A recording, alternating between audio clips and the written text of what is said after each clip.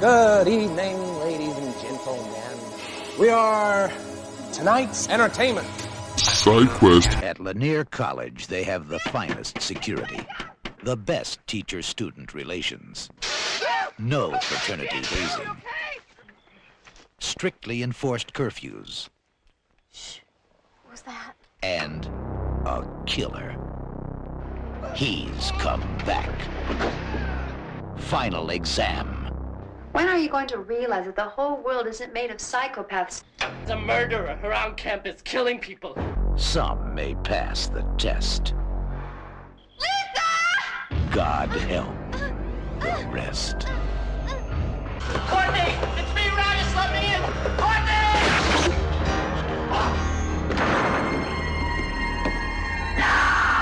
Final exam. He's come back. I think cinephiles are on this other end of the spectrum. But I think a cinephile is more of a student of cinema. A movie lover is going to be less discriminating. SideQuest. Drink some of this, Michael. Be one of us. Sometimes that is better. He's single. Fox, you've seen one too many movies. No. Don't you blame the movie! SideQuest. I said, I'm not gonna hurt you.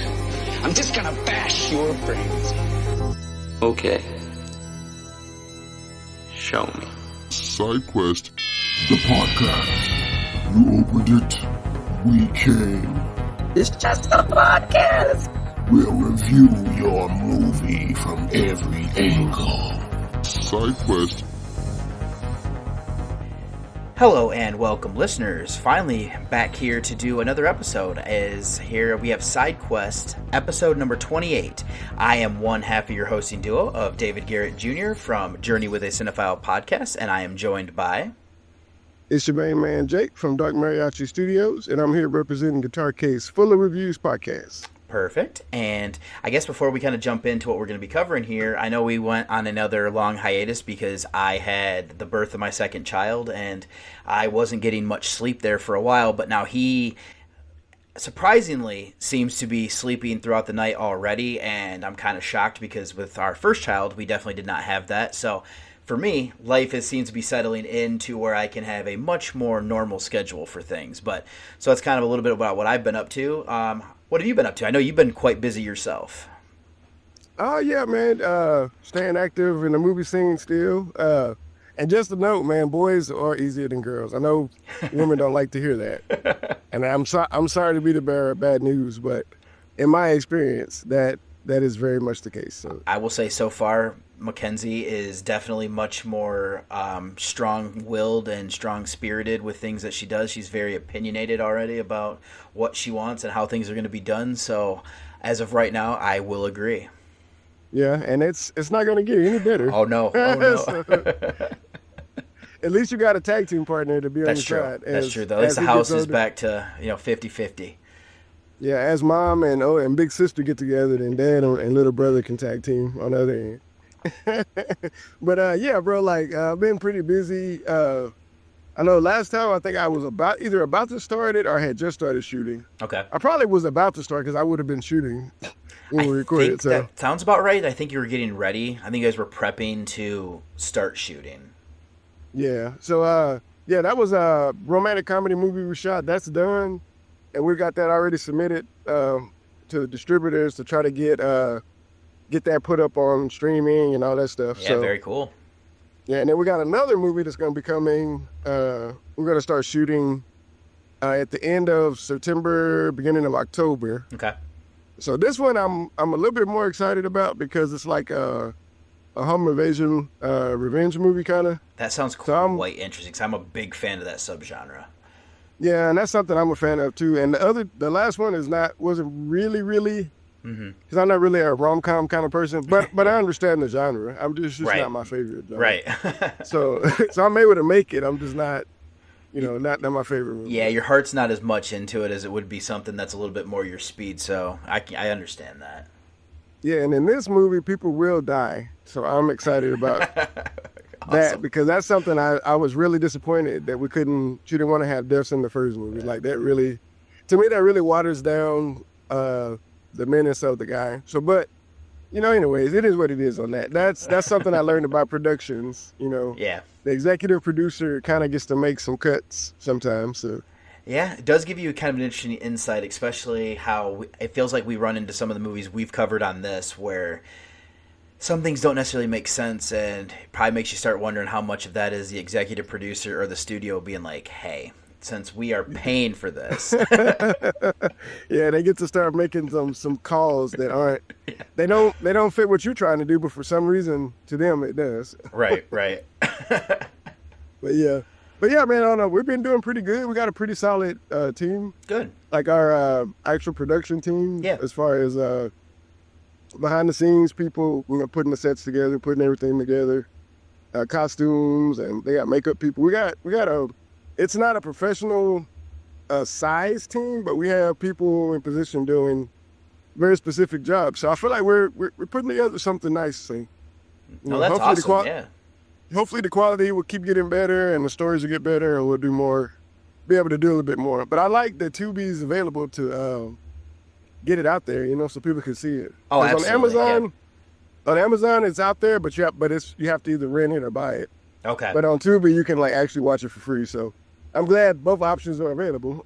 No, because I know some people hate Tubi just because of the whole commercial thing, where they hate how it kind of breaks it up and makes it be like how we grew up with television, where if you watch something that was on network TV, you were going to have commercials no matter what. It doesn't really bother me, but I do know there's some people that would rather, rent something and not have the interruptions. Yeah, sometimes I'll do that but most of the time, it doesn't bother me because I'm so used to, even on Amazon, I have a regular Amazon Prime. Yeah, same here. So I didn't add or switch over to the ad-free version. I just kept the ad version. Yeah. So. And sometimes it depends too. I noticed on some movies the ads are heavier than others. Sometimes it's like this ad is at the very beginning, a long ad, and then it's none for a long time. So.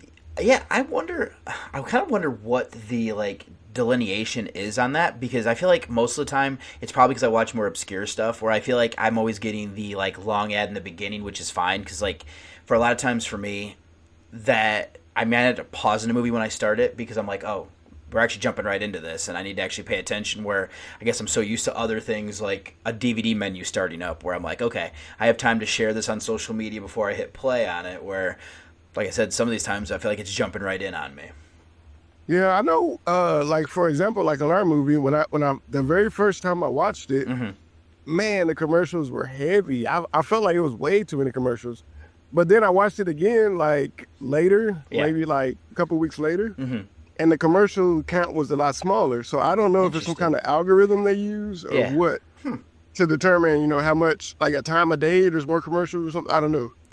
I don't know what that is. I will say the only streaming service that I really have issues with when it comes to commercials is Plex, because I feel like literally every time I watch something on there, their ads are 10 minutes on the dot, and then they give me 4-minute ads. They'll give me 6 ads that run 4 minutes long, and that's the only streaming service that I've ever been I can't use this. I physically just it broke everything up. We're Tubi. That one, I feel like you get an ad every, depending on how long your movie is that you're watching, every 15, 20 minutes, which I can work with that. Yeah, that's okay for me too. But yeah, when it's too much, it's wow. See, I get on Plex, but I only, because I have a friend that has a server on there, so I only get on his server. So I never really watch the regular Plex available content. I'm literally just on his server if I'm on Plex. That's really the only thing I use it for now, is if I get a screener or I can only find a certain thing where I have to download it. That's what I use my Plex for, is I literally just have a folder on my external hard drive. So I just have to turn my computer on and then I go downstairs and I can literally just watch it streaming like that, which that's been a game changer. So I do love Plex for that. I will say that. Yeah, his Plex server, man, he made a whole Facebook page for it. Okay. So I might give you the link, bro. Maybe he'll cut you in on that, man, because he's got a lot of anytime something's available for streaming, he's got it on there. Okay. I saw Sinners on there, without having to pay when it first came out. Right. I just saw Superman yesterday, because he had it on there already. Okay. So like stuff like, but he has a lot of newer movies, and he's into horror, so he puts a lot of the newer horror movies on there too. It's interesting because I'm on another one. It's a streaming service called MB, which is very similar, and yeah, it was been a game changer, especially when I couldn't get out to the theater, where I'm like, oh, so this is here, so I go ahead and just watch this and not have to worry about it. Definitely made it where I've cut down on some of my streaming services because I'm like, well, there's no real reason to keep this one anymore. Yeah, really, man. I don't even have Netflix anymore, man. I don't either. I haven't had. I cut it ever since they like cut out the password sharing thing. I was like, all right, well, I guess I'm not gonna throw my buddy, a few dollars here and there anymore, so we could just share that thing. I was like, you know what? I don't watch enough on here anyways. Yeah, we had it kind of like on a family thing. Like everybody was sharing it. Like even on my kids that didn't live with us anymore, they had it at their. We were all sharing it together, and like my daughter, I think my daughter had like a Hulu, Disney Plus, and we were all sharing that. So everybody that had something, we were all of us were sharing the good old days. I got this, you got that. Okay, you got that, so we'll all share that. So we all got it now. I love it. But yeah, they broke that up pretty quick, man. They sure did. They figured out people were getting smart and just sharing them. Yep. So yeah, but let's talk about this one, bro. Yes. Or actually, you know what? What else? Did we get into anything else? I know we talked about the kids, man. What else have you been up to, man, besides the kids? Outside of that, it's really been just, it's been work. That's been a lot of it. It's different for me because I think I might have talked about, I've already had the job last time we recorded, but it's back in the office. But it's been kind of interesting is that we renovated the office, so I was at home for like 3 weeks straight, and made me realize how much I miss working from home just because of the different things I could get done. And when I got bored, I had way more things here that could keep me occupied while still, being able to maintain the things that I need to do with my job. So it's it is what it is. Yeah, that's the one thing, right? Well, at least you got a sample. Yep. You got to take a little sample vacation back to the old me. That's true. That's the crazy part, man, because now once everybody figured out you can actually, do it that way, like, it's hard not to want to do it that way. Yeah, for sure. Yep. Especially if it's available, like whatever job you have, like you can work remotely. It's like, well, why not? Like, why? Why do you need me here?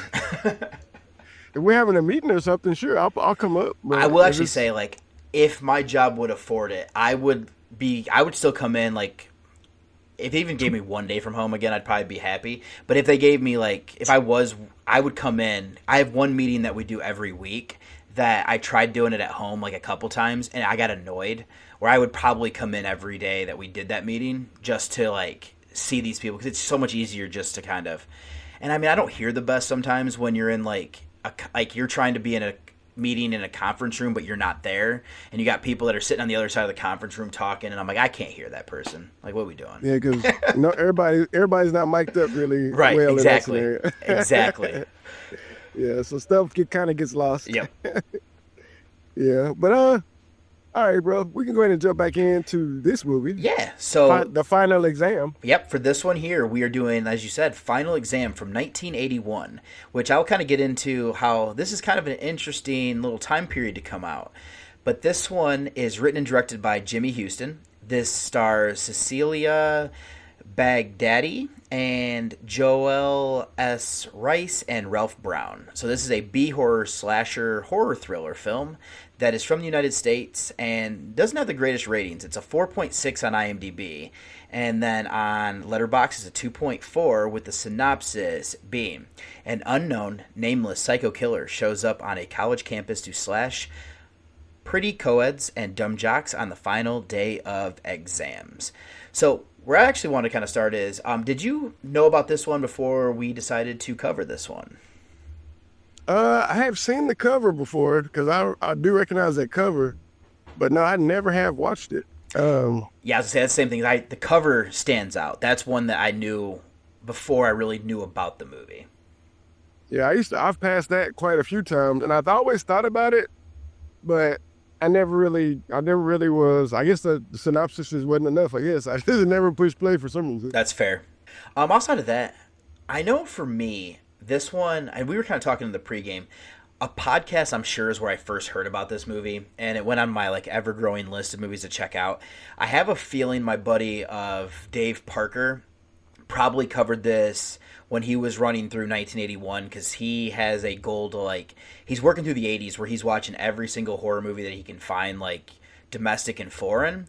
So I'm sure he had brought this one up, so that's probably where it popped back into like the forefront, where I'm like, oh, I've never seen this one. This is a slasher film. Let's, kind of see what this one's about. But outside of that, I did not remember anything that any podcast person said about this one. Yeah, I think we were talking about it in the pregame. The only thing I had ever heard about this movie was about the final girl character. Okay. Because she had been mentioned in a podcast I was listening to. Okay, cool. She was mentioned as like one of the final girls that actually fought back and that kind of stuff. So she definitely does that. So that's a good on them to actually bring her up. Because I mean, you usually kind of hear about the like the key ones like Heather Langenkamp or like the people from Friday the 13th. So that's good on them to kind of do a little bit of a deeper dive there. Yeah, because they were talking more about because they even broke it up, like there's the survivor, final girl, and there's like I forgot what they called the other one, but the one that actually fights back, not the one that just made it to the end, but the one that actually fought back. So it's like different versions of the final girl. You really kind of have to, just the number of slasher films out there, you really kind of have to start to like almost go into subgenres of certain character types that you see in these movies. Yeah, and when you think about it, that's true, because there are a lot of quote-unquote final girls that really, they just survive until somebody came to help them at the end or something. For sure, yeah. Yeah, but I do appreciate the ones that do actually, kind of kick some butt and do something, Yeah, no, I mean, it makes for an interesting dynamic, especially because, I mean, I know the big thing with, like, Siskel and Ebert when they were, back in the day with their issues with slasher films, they always said how, like, they were misogynistic. I actually, for these slasher films, I tend to pull up, like a wiki that tells me all the deaths of the victims, so that way it helps me to kind of keep track where we are. This movie has 7 men that are killed and 3 women. Oh, wow. So this one really is, that's a huge disparity, like, towards men being killed here. Yeah, they were not taking it easy on men. Right. They didn't victimize women exclusively. Oh, I have to open my door, man. I can I'm imagine. in the sauna tonight. But no, they were very pro man, which most movies do tend to victimize the women more, of course, but yeah, they were very pro man, so they didn't have to worry about that on this. That's true. Yep, exactly. I guess anything else that we wanted to kind of chat on before we dove into the movie? No, I don't have anything else, because there really wasn't a lot of fun facts about this movie. No, I don't noticed that either. Most of the stuff I end up kind of finding sounds like whatever is like, I'm, I guess, assuming for most people to be like the best like release of this one. A lot of stuff kind of was just pulling just random facts that were said on, it sounds like a commentary over it. Because it actually looks like the Radish character must have been one of the guys who was actually talking about it as the commentary. Oh, okay. Yeah, so I didn't see. Yeah, I'm surprised that he never really had anything else. No, because I actually liked his performance. He's pretty funny. Yeah, he's got it's not a big performance, but it's kind of he's kind of doing a lot. So yeah, for sure. So yeah, I could imagine him doing other roles. So that's weird that most of these people never really did too much. I mean, I know you said that one of the ladies had a TV career, but. Yeah, that's Deanna Robbins, and we'll kind of get into her character here in a little bit, but I saw that she did at least a couple things with Disney, and I believe it was after this movie. I didn't double check, but that's kind of interesting just because, I mean, these slasher films, though, some of the like early ones especially, they would go out and just get a bunch of unknowns, give them like, I mean, they were hoping it would give them a career, and then a lot of them just kind of disappeared into obscurity. Yeah, for sure.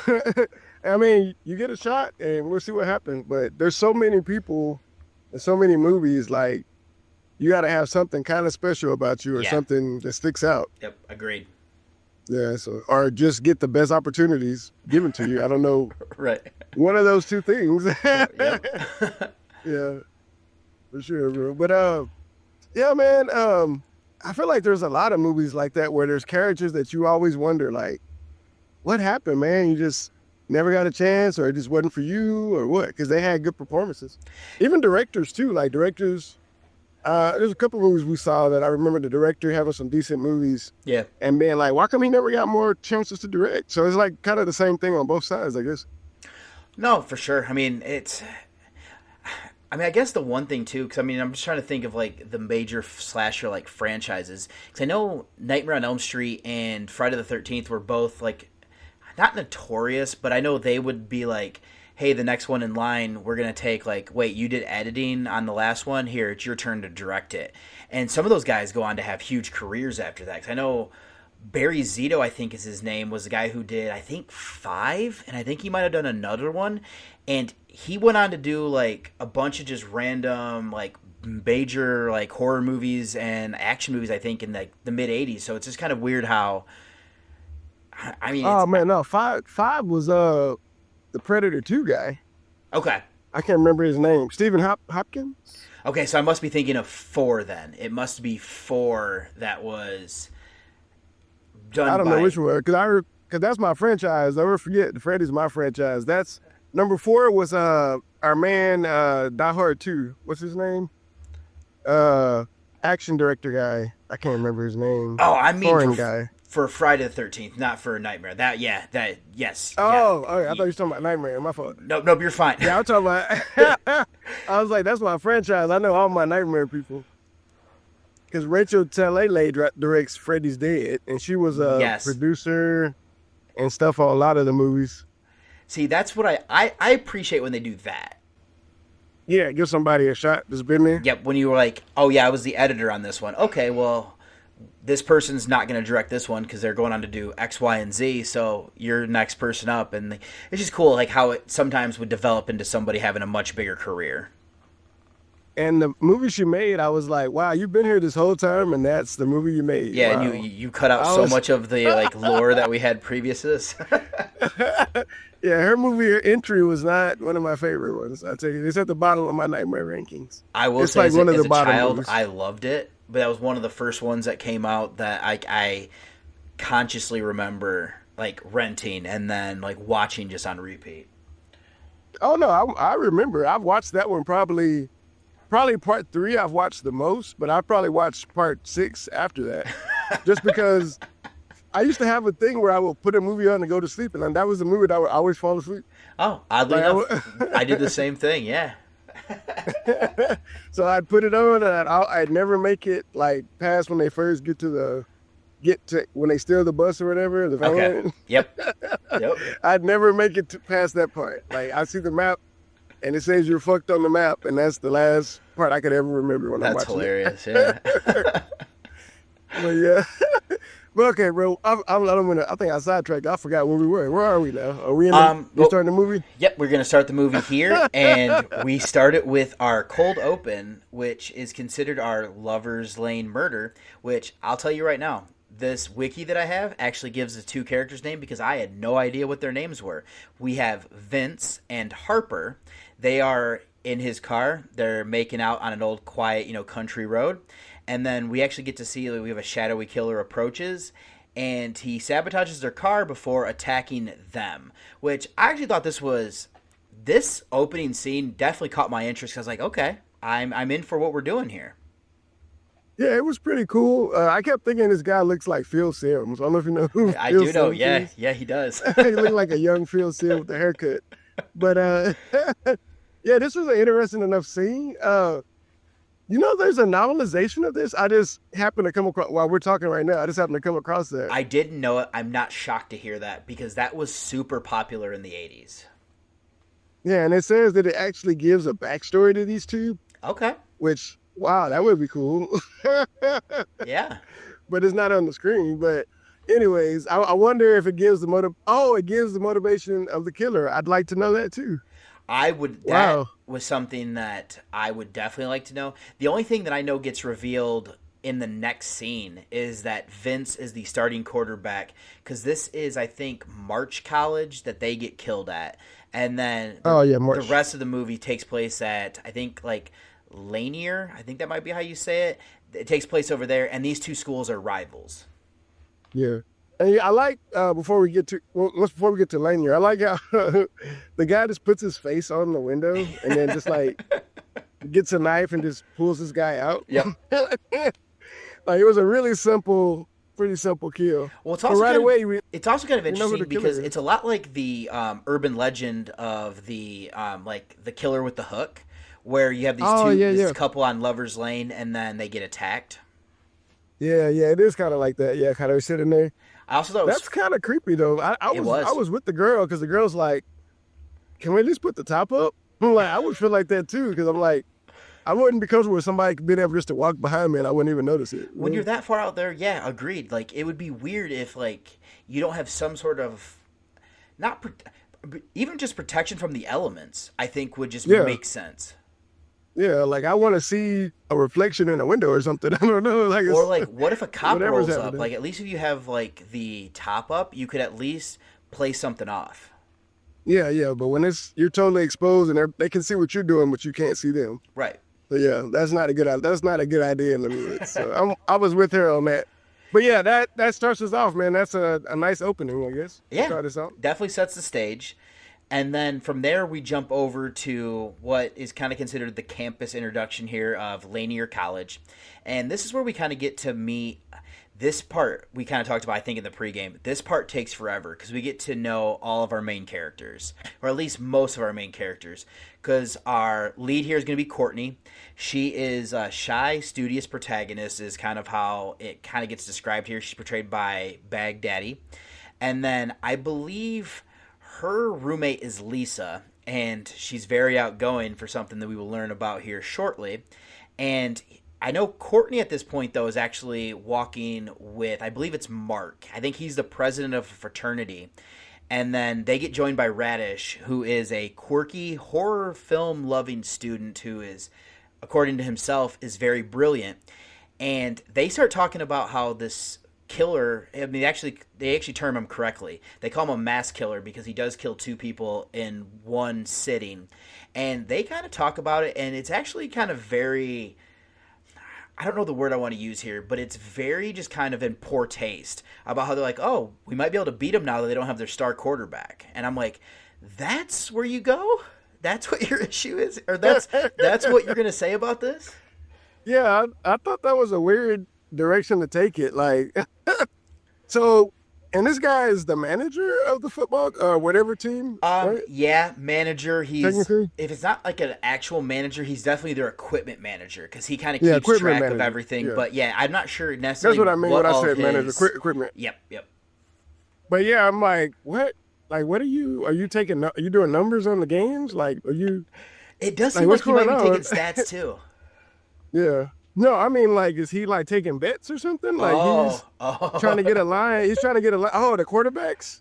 That sounded like something they would say in a gangster movie. Like, it does, hey, man, yeah. I heard the quarterback for this team's out or whatever, man. Yeah, man, you're going to put some money on that now. Yeah, you got to move the line around, yeah.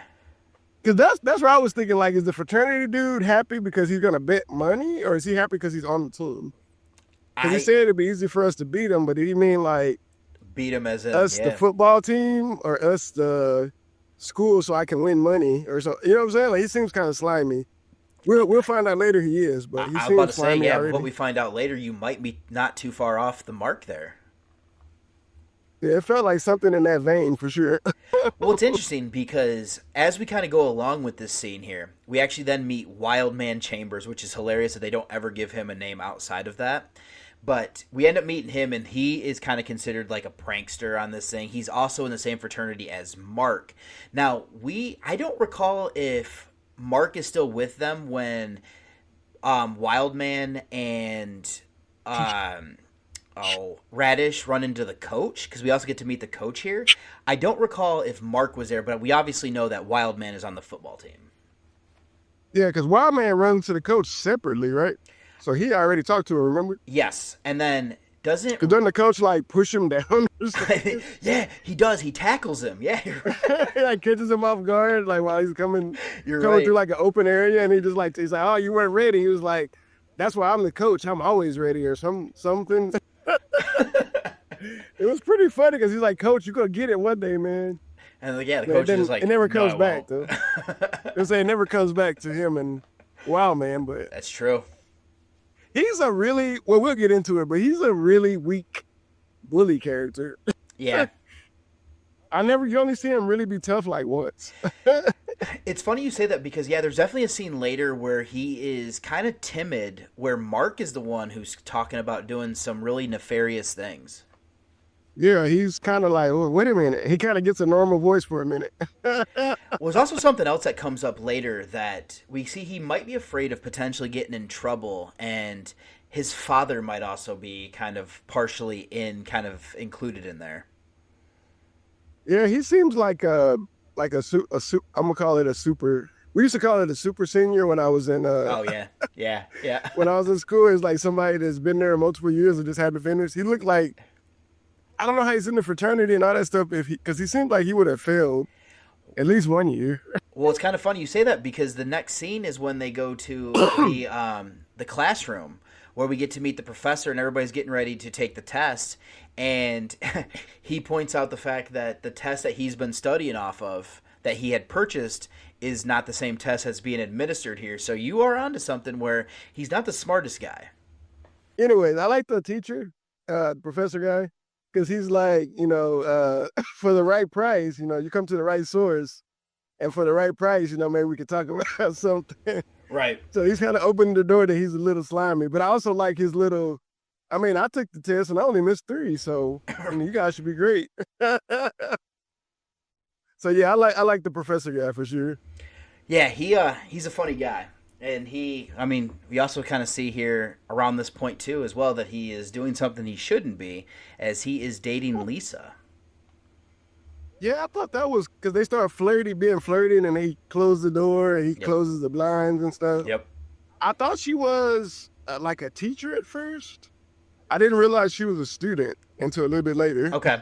Yeah. Because I was like, maybe she's like a young teacher or something. And he's like the older professor, but no. A teacher assistant, maybe. At most. I don't know. Yeah. It's kind of tough because some of these people, the actors, look to be a little bit older than what they should be. So I think that kind of throws it off. But I mean, I know when we were growing up, like a lot of the stuff we'd watch would be like 30-year-old people playing high school students. So like, all these people are mostly, I don't know about Courtney, but most of these people are clearly in their 20s. Right. I would say probably Courtney and Radish are probably the only two who actually look maybe Gary, the pledge, but most everybody else does look to be quite a bit older. Yeah, I mean, nobody's like, in some movies, I mean, it's 30, like you said, 30-year-olds. Yeah, but right. Nobody looks that old, but everybody does clearly look but it's supposed to be college age. So yeah, I guess there's a little bit of leeway there, right. Yeah, there's a little flexibility there when you say college versus, but usually we're talking about, I know what you're talking about, usually high school. Yes. And we got 30-year-olds. That's exactly what I mean. Like watching some of those older slasher films, like even Scream. Scream looks like, everybody in that looks like they're 30. Yeah, we hadn't got to the point, I think what was it, like 2010s maybe, where we actually start putting actual high school actors, like young actors in high school movies. I feel like it was not until later in my life, like since I've had kids and stuff, that I've actually seen. I mean, when I was a little kid in elementary, yes, right, but high school, no. It's always 30-year-olds. But nowadays, I feel like if it's a movie about high school, it's actual teenagers in the movie. Now it is. You know what I'm saying? For sure. Yep, exactly. Yeah, now we're like, no, wait a minute. Everybody knows he's 30. He's got 5 o'clock shadow. We can't. Right. And he's built like a man, while everybody else is like little kids. Right. So yeah, but nah, this movie for college. Okay, so we'll jump back in, but we'll say for college they built in their own leeway there. Yes. Okay. But actually, in this classroom taking the test, I know Courtney's there. Radish is there, and Radish actually has a funny scene where he gets done earlier than everybody else, and he has to announce it to the class that he's done and how smart he is. Like I said, Wildman is here. I know Mark is as well. But actually, during this scene, while they're taking a test, we kind of go over to the next major thing that happens. We don't know it at first, but we have these terrorists show up on campus. They pretend to gun a bunch of people down. and then they actually pick up the people that they gun down and flee. This turns out to be a fake mass shooting, which we were talking pregame. There is 0% chance anything like this could ever happen again. No, and the thing you cannot perpetrate this on any campus level. No, you cannot absolutely perpetrate not. This. At a company, at a business, there's no place where you can perpetrate mass shooting. There's interesting things here. I wasn't sure if this was like a hazing ritual they were doing, because during this, Mark he grades his own test and then puts like a thing on top of it and then puts it at the bottom of the stack. So I don't know if this whole thing was orchestrated because he knew he was going to fail and that this was him doing this, or if this was like hazing some of the pledges. That's the only thing I got confused by there. I thought it was something about the test to give them. That's okay. So that's what, something about the test. Like, didn't they steal? They were going to steal the test because didn't they delay the class or something? Something happened because of this. I know they go to steal another test, but they must have that. But I must have missed that, and I don't remember it. So it must have been that they're going to make everybody retake the test. So he's going to try to have. What we'll see later is that the pledge is supposed to go in and steal the test. Yeah, the new test. I think. Yep. I think that's what I'm thinking, but it's right. implied. You might. It's all implied. So who knows? Yeah. But it. You know what it felt like to me though, man. I was thinking old school. You ever seen that movie? Yes. With Will Ferrell, when they go and pick up everybody in the 18 band. I was thinking like that, like how they're just grabbing everybody and taking them. Yep. But if you look, I mean, it might have been it's probably just editing and acting, but the people are obviously awake. Like when they're picking them up, like they're obviously awake. You know what, bro? Like one of the things like that I saw, bro. Like they killed me. I was watching this movie. You probably never heard of it. It's called The Black Gestapo. I don't know if you ever heard of it. I've heard of it. I've not seen it. It's got this one actor in it. He's been in a lot of movies, but he's just a side character. But anyways, the funny part that connects it is that he shoots a guy, and then like he says, "Get him out of here." And the guys are picking up the body and like dragging it, and then all of a sudden the guy just starts walking like regular. But it's like he's coming off to the side of the frame, but he starts walking like just a couple seconds too early. So then they're dragging him, and all of a sudden he just gets up and starts walking like regular. Yeah. I'm like, bro, just cut it a couple seconds sooner, and it would have been perfect. But like, so I was thinking it was like that. Like maybe is it a prank or are they just not editing as good, and we're seeing the people not be dead? Like I didn't know. For sure. Yeah, I didn't know what to make of this scene. It's still, to me, like it's still weird outside of that. It does create the diversion where, he could, grade his own test and drop it off. I will give him credit as well, is that before this, we had seen like a van who was stalking when they were like walking. So I thought that was quite interesting because I was like, wait a minute, is that van literally popping people out and they're going to shoot people? I was like, okay, no way. Like there's another van here. But I like how they're kind of playing with that idea at first, even for just like a few minutes. Yeah, see, I thought that other van was going to be them either doing that again or doing something. I thought it was going to be connected to the first van. But I think, is this right after that where we see the aftermath of the van? Did we see that right after this or something else happened quicker? I actually think what they do here for the editing purposes is that like everybody gets shot. They kind of show that whole thing. The bodies get picked up. We cut over to Mark, grading his test, and then he puts it at the bottom. Then I think it cuts right over to seeing the aftermath where we see that it is for sure a prank. Yeah, because Radish was calling the police. Yes. Wow, and then we get the reveal that it was a prank, I think, or right around the same time all that's happening. Yeah, I'm pretty sure he calls, and then we find out that it's a prank, and then, because I remember getting anxious, being like, oh man, Radish is going to get yelled at now. Yeah, because when we see them, like, park somewhere in the middle of nowhere, and they all, like, laughing, drinking beer. Yeah, it feels like a desert. Yeah, like where is this movie taking place? Something else, bro, I wanted to say, because it happens right at the beginning. That staircase thing, you know what I'm talking about? Not at the moment. Like at the beginning, like there's a girl, when we first meet our character, she's walking down this staircase. Yes. What's the deal with, did you pay attention to that staircase? It's all broken. No, I didn't notice it's missing it's missing like a whole lot of the guards. Like at the very top. Interesting. It's missing the guardrail and the little pillars that go all the way. It's missing several of those, and it's like open spots where there's no. So is this like an abandoned school that they filmed this at or something? Because like, if you look at some of the sets, like the background looks like destroyed. I do know that this takes place. I believe it's South Carolina is where the movie's set, and they actually filmed it. This I know at least like for the college that we're at for the most part. This actually think was a real college, so that much has just been that they unless that was. But I wonder, is it like a college that's about to be destroyed or something? Like see, that's crazy. I don't think so. Or a college that's no longer in use or something? Because it felt like if you ever get a chance, just go back to that intro scene when you see her walking down the steps to meet the guys, I believe. Okay. Those stairs are, and at the very end too, like when that's why he fought, or I don't want to jump ahead too far, but at the end, that's kind of the reason why something's gonna happen is because it's so raggedy up there. It's dead. He like. Well, it makes me wonder because makes me wonder if like that building might be just in disrepair, and I don't know though because it does seem like it's in working order for the most part. I do know what you're talking about now because you're right because I definitely know that. Like we said, we'll kind of get back to it later. During that final chase, there's like stuff falling, and then obviously what happens with how everything ends out. You're right. I do remember now that you bring it up. Those stairs are definitely, and like even just the railings when it like levels out are also like not fully there. Yeah, no, it's crazy, and this movie is a very much. We pay for like a handful of sets, so a lot of stuff takes place in the same places. It also makes me wonder if some of those like things might not actually been on the campus. Like they might have filmed some of that elsewhere and just kind of like added it to pretend like it we was there.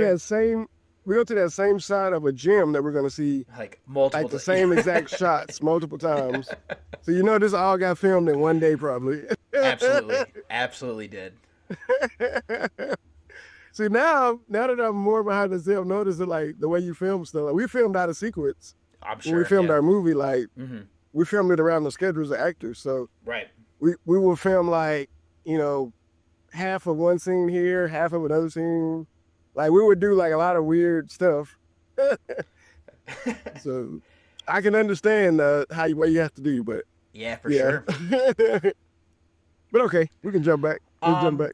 Yeah, so then from here, we kind of get to know the characters a little bit more, and we also really kind of get settled into the fact that only people who are still on campus have to take exams on the final day. So most everybody is leaving. We kind of get to figure out that some of the characters that are staying behind is going to be the pledge, who is Gary, and he is seeing, I believe her name is Janet, that those two are a couple. Now, she's very kind of high-strung. Now, we see that she hangs out with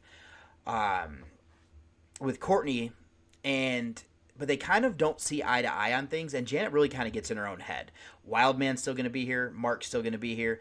I think Radish is done with exams, but for whatever reason, he's still hanging around. I think it's probably because Courtney is still there, and Lisa is also hanging out as well. So we kind of get to know a little bit more about each of them, and then we also get this other fraternity prank where we find out Gary gives his pin to Janet, and the fraternity finds out because Janet can't keep her mouth shut about it, and he gets tied to a tree in his underwear. Yeah, I thought this was a weird, like, why is there a prank for that? Like, that seems like a weird thing to have that kind of prank for. You know what I mean? Right. Like, I thought that was like even I think her name was Courtney. Even she says that she's like, I thought that's supposed to be like an honor, and that's supposed to be. I'm proud of that. Like, that's what I was thinking too. I was like, why were they going to string this man up for? I will say, like, confirming his love with somebody. I was briefly in a fraternity. I never got this deep into it, and never really got it. Like, I don't even know if mine did something with this. I do know it's a big deal if you give away your pledge pin or like your like fraternity pin. So I can understand it to an extent. I also did not do. So why do it? Like, why give it to her then? That's like, I don't understand. It's supposed to be. If you know this is gonna happen, why even do it? Like, why even try to keep it secret? Like, why even do it? I think he was hoping that she would keep her mouth shut, but I know it's supposed to be like it's supposed to be a big deal if a guy does it because it shows how much he likes that person, that he's willing to get punished for doing this type of stuff. I mean, I'll tell you right now. Oh, so you're saying it's just like a fraternity culture kind of thing? Yes. Like she's part of that culture too. Yep. Is she in the sorority? Do they say that? I don't know if she is or not. I know she's at least considered it because she asked Courtney at one point when they're hanging out in Courtney's room. She asks her why she's not ever like trying to join a sorority, and she's like, it's not really for me. Like, I don't really like the whole like thing and everything like that. Which I'm like, yeah, no, I get that. Like, it's a lot of work that if you don't really want to do it, it's a waste of time. Yeah, I can feel that. But yeah, she felt like she was. Either she had like family involved in it or something, or because she felt like she understood the rules of it. Right, or at least had like, yeah, that's actually a good point. Like it might have been where she might have had like an aunt or her mother or a cousin who's older, something like that, who kind of filled in that detail. Yeah, this might have been like a legacy school for her or something. Yep, exactly. Yeah, but yes, I was just like, man, this is crazy that they're gonna do this guy like that. Like, why? Right. Well, not only and that, it was crazy, bro. Like they're putting ice on in his underwear and stuff. I'm like, bro. But not only that, the security guard comes up and is like, "Oh, well." Oh, I love the security guard. He was hilarious. I thought he was gonna help him. So did I. And he's just like, yeah, I can't get involved in tradition. My favorite part for him is like, he's like, I got a drink for you here. I'll take one drink. Here's my drink. And you can have yours on the rocks. Here's on the rocks. I was like, bro, really? Really, bro? I was kind of worried, bro, because he was getting he was a little close to him. I was like, bro, what are we talking about here for a second? Right. Because he's like, oh, you're gonna give me your good looks or something? Like, wait a minute, what are we doing here? Right. Old man, what are you doing here? Calm down a second. And then he kind of goes the other way. I'm like, okay, he's just gonna let him stay there. Right. But I'm like, bro, what if this guy dies? Like, who gets final accountability on that? Because you came by and you let him stay there. I mean, it's also kind of interesting. Literally, they're in the woods. I feel like this school is surrounded by woods. Yes. But I mean, not only that. What if an animal comes out or something? And I mean, I don't know. Well, it's funny you say that though, because I know Animal House would have came out around the same time, where like clearly you could get in a lot of trouble if something bad happens to somebody, through a prank like this. 'Cause, I mean, we see in Animal House how they're going to shut down this whole fraternity because they're just drinking too much. Like, I don't even think anybody actually think somebody did get hurt while drinking, and that's kind of what got them, the ball rolling to start that trouble. So like, you're right. What if like an animal, or he just has hypothermia because nobody comes out and saves him? And I mean, we actually see that Janet, man, she's really dragging her feet trying to go out there and save him. Bro, she's concerned, but not really. I mean, it felt like not really. Like she was like more concerned about herself and how it kind of impacted her. You know what I mean? Like, that's what it felt like. Like, she was taking her very sweet time to go, well, I kind of like the idea. I'm like, so what is the deal? Like, maybe she's got a secret fetish or something. I'm not sure. Did I lose you? I don't really know what she, I don't, she seems like somebody who, when she gets something in her head, she's going to run with that. But then anytime somebody says something, she gets swayed very easily. She's not very confident in like her things. Yeah, I don't feel like it, because she's always coming to tell people about what's going on. I'm like, you gotta tell everybody everything? Like, I don't know. Like, I don't know. I don't like people that tell me. I mean, like, I like that my little girl tells me everything, but I don't want random people I work with, not work with, but you know what I'm saying? Like, I don't want just random people telling me everything, because I don't really need to know all your business. We're friends, but we're not like best friends. Like, I don't need to. I feel like she's got the energy where she'll tell a stranger her whole life story or something. Right. Yeah, it's something. Yeah, she's a character, and I mean, Courtney just kind of laughs at her the whole time too. Which I'd be like, I'd probably be what Courtney's doing, where it's like, either stay with him, like you seem like you like him, so just do this. And then she's like, yeah, I'm done. Like, I'm not going to do it. I'm like, okay. All right. So we're going to go around circles here. And I liked how, I think when she first came that, is it Lisa? Is that the blonde? Yes. The other blonde? Yep. She's kind of hiding back there listening. And then she thought she lost the pen, but really it's because I guess she had her shirt off or something.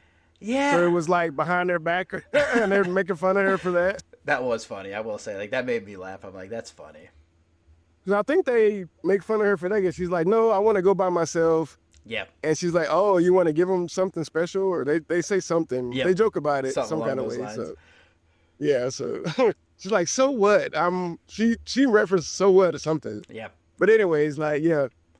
And then she still takes a long time to get there because now we get to his death. Yes. Which, it's dark now. It was daytime. It felt like it was midday, honestly. I when definitely they think got it's, him. I think it's one of those things where 3 or 4 o'clock maybe. at the most. 'Cause it's interesting. 'Cause I feel like it's one of those things where, like, movies kind of, especially lower budget ones, don't necessarily take that into account because you're right. That definitely, it went from being, like, at the latest 4 o'clock to being, like, 10 o'clock at night. Super fast. And I mean, there's no way that this guy's going to be tied to this tree for that. I mean, I guess if everybody had already left by the time they tied him up, it's possible.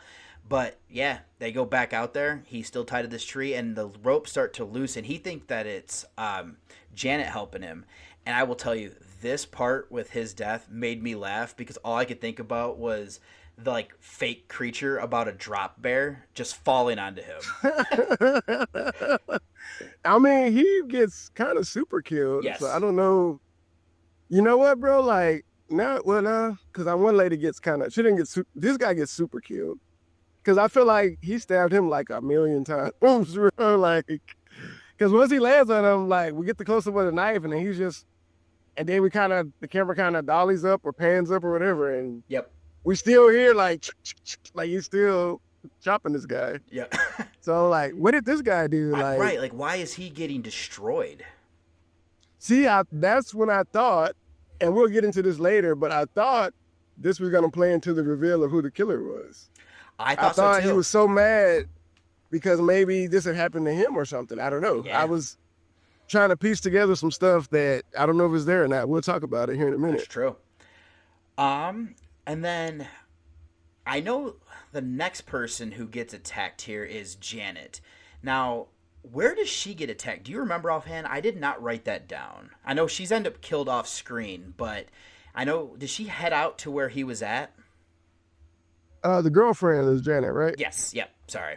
Oh, yeah. Yeah, because she comes to get him, and then I remember, like, the killer put, like, a shirt of the fraternity That's on the right. tree where he was. Yep. That's right. And then she sees the killer, what she thinks is her boyfriend. He's like, it looks like I don't know what you would call it, like a observation for, like, a telescope or something. Like, I don't know what he's standing on, but he's in the distance. And she sees him, and she goes to him. And then remember, she goes up the steps to go try to meet this shadowy figure up there, trying to find her boyfriend. And she's, like, finding his clothes as she's walking up. Yes, that's right. And then, but then I don't remember how she died. I feel like it was a one stab, blink and you miss it. Yeah, they definitely. Because it was quick. I feel like she got stabbed and then they cut. Just like somebody else later in the movie. I feel like she got one of those treatments too. Because I feel like I blinked. I remember seeing her get stabbed one time and then we were at the next scene, I felt like. Yeah, no, for sure. Like, that's my problem as well for this movie. There's so many deaths that are off screen that we don't get to see. And there's so much time wasted with the deaths that are on screen that yes, you could have cut like half of that scene to make the other death scene longer. Like, why not? We're talking about minutes here, not even like full sequences. We're talking about just small 2-minute scenes here. Oh, especially with our next kill that'll be coming up here shortly. Yeah, they definitely, the ones that they decided to go all in on, they definitely went all in on. Yeah, for sure.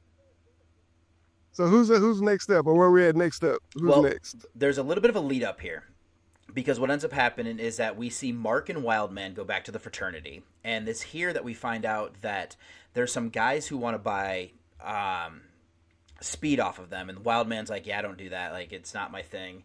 And Mark figures out that, you might be right, Mark might not play sports, because he's asked Wildman, who has keys to the weight room, that if he goes in, don't they have drugs in there that they can use to help, sell. So this is where Mark decides he's going to become a drug dealer. And so he sends Wildman in to go get them, drugs and everything. And this is actually where the killer strikes him while he's in the supply room trying to grab stuff. And this wiki that I'm actually reading says he gets garroted by the killer with some weights. And that was actually kind of a cool kill. I will say that. What does that move? Garroted?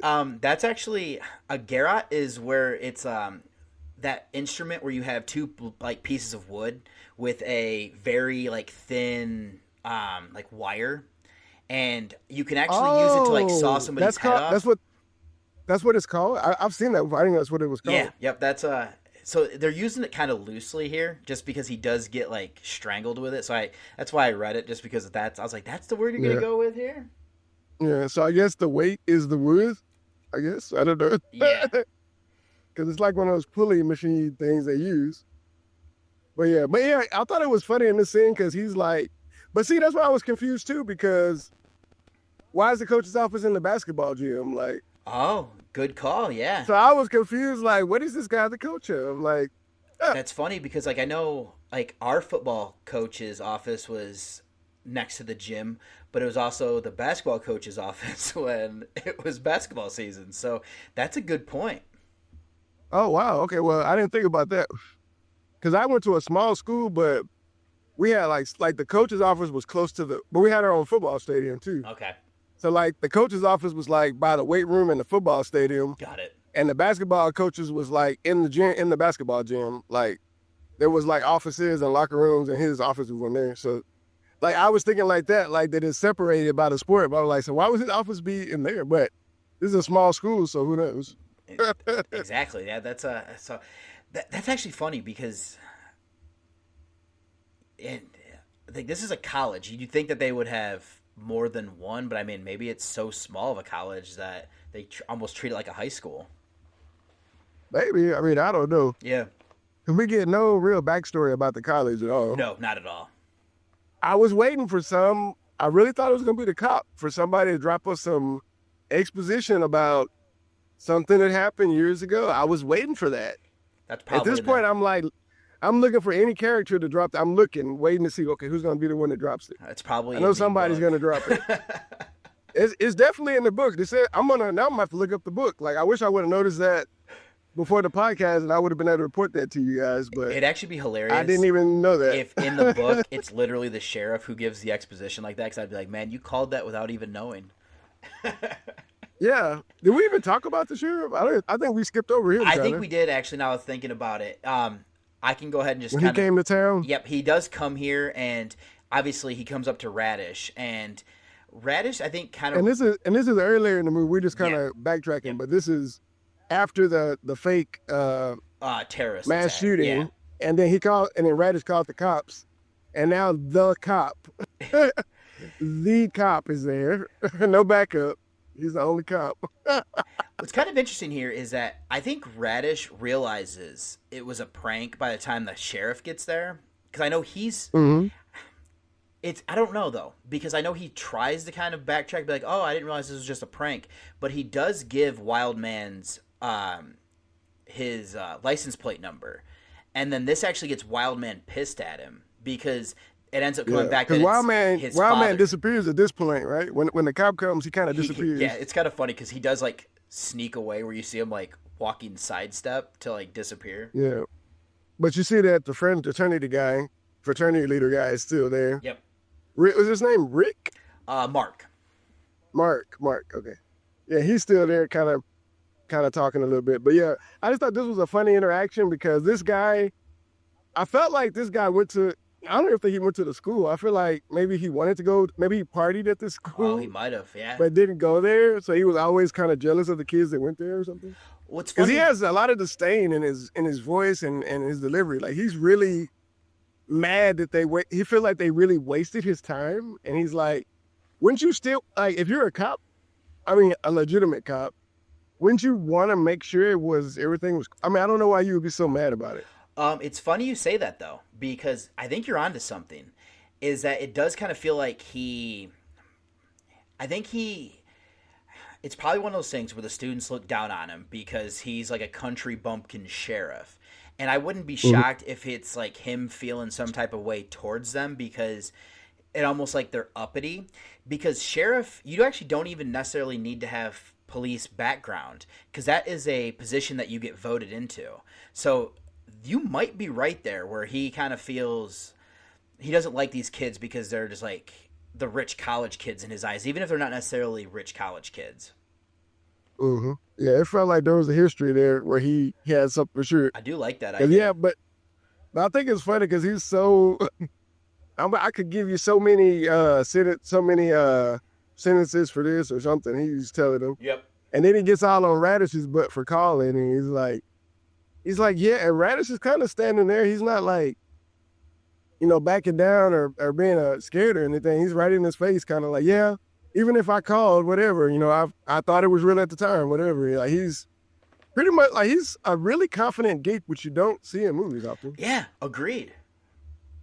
I think the only movie I've ever seen that in is Revenge of the Nerds, but it was centered around their culture. Yeah, I was thinking that too. So you saw the hierarchy of nerds. Yeah, it was the hierarchy of nerds at that point, but now it's like in a movie where there's actual like regular people, you don't usually see that. I will say that also I'll go back to Night of the Creeps because that one with the like the arm braces for his legs, like his like legs don't work. He has confidence. We actually see that it's fake confidence, but when he's around people, he does that, and that's where I kind of thought with Radish as well, where he has that confidence, which again I do like that because you don't normally see that. I'll also say, wait a minute, hold on, bro. Have you ever seen a movie called Hellmaster? I haven't. I know what you're talking about, though. It's the same thing. You know what? It's the same thing in that movie, bro. There's a guy that's like has like crutches and leg braces. Yeah. But he's always trying to hit on these girls and stuff. And he's like, but he gets so mad when he's like, it's because I can't walk, right? Like that's why, right? He gets so aggressively mad about it every time they turn him down. But he's so aggressive, like, hey, we should go have lunch. Like we should get like he's so aggressive with his like trying to pick him up. It's like, but he has so much confidence with his story. I'm like, maybe there is a few movies like that I just wasn't thinking about. It is interesting though, because like it's not necessarily something that you do see a lot, but I mean, there's examples of that. So I do like that where they come with having the nerd who usually should be somebody who is just kind of bullied all the time actually have. I'll also say something. One of the posters in his room is a movie we've covered because he has the Toolbox Murders as a poster hanging up in his room. Oh, wow. I didn't even notice that. That's cool. Anytime I see like old posters like that, he has another one that I've not seen, but it's on my list of the Gruesome Twosome, I think was one that he had. But when I saw Toolbox Murders, I was like, oh, that's awesome. I was like, that's perfect that it's a movie we've actually covered on here, and then somebody is referencing that in a movie that we're going to be covering on here now. Yeah, that's pretty cool. Yeah, I usually I notice it, but I couldn't tell what that poster was. I saw some posters because sometimes they have some cool posters. Yes. But I bet it was just somebody from their productions posters. Oh, absolutely, yeah. I think you're dead on. Is that somebody who was like a horror movie fan, or somebody was just a fan, and they're like, "Hey, we need some posters up in his room." It's like, well, I got these horror movie posters that I can bring in, and they're like, perfect, bring those in. Yeah, that's good enough. That worked perfectly for what we're trying to do. So yeah. But no, it's I like his confidence though. Yeah. I say that as we go forward. Like he doesn't ever really lose it. For sure. And then from there I know Mark actually goes to the drug deal and then realizes that that Wildman's not back yet. I know kind of interspersed in here as well, we see like Radish talking to Courtney. This is what kind of we're talking about with the confidence where he'll say some things and then, he's on cloud 9 because Courtney seems like she might be potentially interested there, or at least was entertaining that. We kind of get more of the other things. Some of the other characters kind of have a little bit of that. But then the kind of culmination of all of this is that Mark ends up going to look for Wildman, and he also gets attacked inside of the locker room. And he's got a Corvette. Did you notice that? Like he pulls up like in a Corvette. So I guess he's the rich guy. Yeah, I was going to definitely say he's definitely a rich kid. Yeah, I mean his hair is perfectly feathered with the short feather. God, not that feather, man. His hair was great. I would say he didn't have the full like wings, but he had it he kind of had the short version of that because the front was definitely kind of doing that little thing, Yep, absolutely. But yeah, he comes in here, and another example of where it takes a really long time for him to find the killer. Like, Yes. he's doing a lot of walking and fake could be behind this door or this door stuff. Well, it's also funny because that Wildman gets attacked in like the gymnasium, and then that's where he kind of starts to see like the pills and stuff on the floor. I at first was like, wait a minute, are we literally going to see him like does he not notice like something's weird here? And then he ends up going into that other room. I was like, okay, so the killer moved the body. I was like, at first I was like, did he just leave the body in there? Because that would be hilarious. I know that. We just walk by it. But nah, we had to get that shot of him going through that gym because we see a few people walk through this gym. Yes, we do. Like, we gotta get they had the gymnasium, so they had to use it. Yeah, I was like, let's just get a shot of people running through here for no reason. There's another shot later. Just running through the gym, just as we got it. Like, we can put them somewhere in the movie, I'm sure. Right. But yeah, bro. Okay, so he gets... this is the kill that I didn't even see myself because it was so fast. I think I turned my head to get something to drink or something. I don't know. Yeah. Because I saw him looking, and I turned my head. And I'm like, oh, what happened? Did he get killed or what? I feel like a lot of the kills are like that. Yeah. I'm pretty sure he like walks around a corner, gets stabbed in the chest, and then I'm pretty sure it cuts away. There's no way it's more than 5 seconds long. Okay, so I'm not crazy then. No, I thought I was missing a lot of stuff. Okay, so yeah, but that was that's what I'm saying. Like, cut some of the lead up down and give us at least you stabbed that one dude like a million times, stab him half that amount, and stab this guy the other half. Give him some of the goods. Yeah, they do a lot of creative kills. You know what? Let's mention this too. That throughout all this time, like, he's Michael Myers in it up. He is definitely like just being the shape, creepily stalking and being in the shadows, and he's like in the background of shots sometimes randomly. So yeah, no, like we don't know who this guy is, but we've seen his face. I was about to say there's already at least been once, maybe twice, that we've full blown seen his face. They don't try to hide it. The opening scene, we see his face. That's right. He does stick it to the window, doesn't he? So we've seen it, and they don't, but they show him as if we haven't seen his face, which is weird. Like, it is weird that they some don't of the seem shots to care. they do. Yeah, they're like, so what? So what? Do you know who he is though? Nope, we don't know. I guess we'll never know. I don't know. We'll talk about it if we ever find out, but I have a feeling we'll never know unless you read the book. But on screen, we'll never know. That's true. Yeah, exactly.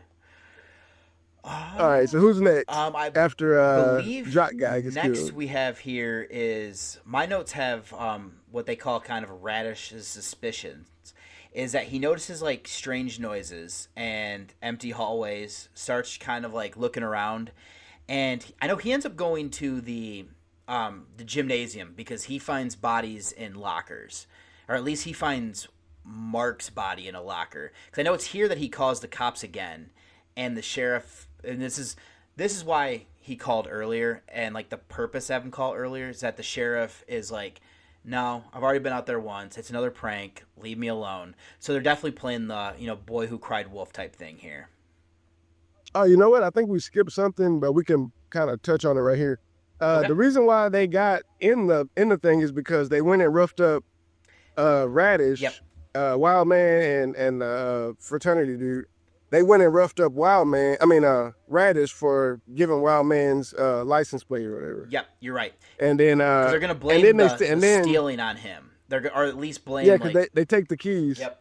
Because the guy takes his keys, and he has the keys to, I guess, the supply room. Yep, because he's supposed to go in there and do like inventory or something like that. That's like the coach wants him to do it before he leaves. Oh, that's probably why he's still there. Yeah. He has to do the inventory.